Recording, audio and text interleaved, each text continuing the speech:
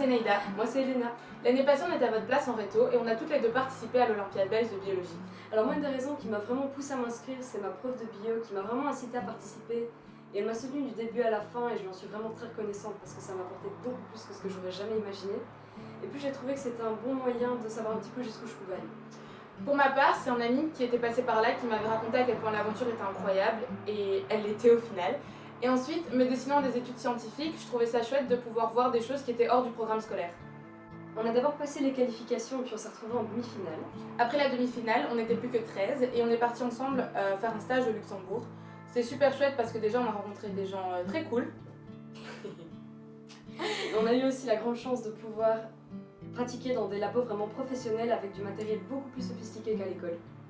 Et donc là on s'est retrouvés en finale et on a fait face à une épreuve qui était très compliquée, qui était divisée en une partie pratique et une partie théorique.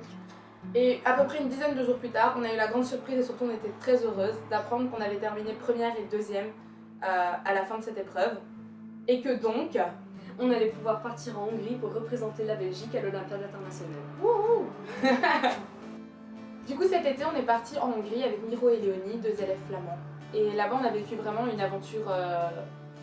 Il n'y a pas de mots en fait. Il n'y a pas vraiment de mots pour décrire ce qu'on a vécu là-bas. On a rencontré des étudiants de 70 pays différents. On s'est liés d'amitié avec beaucoup d'entre eux.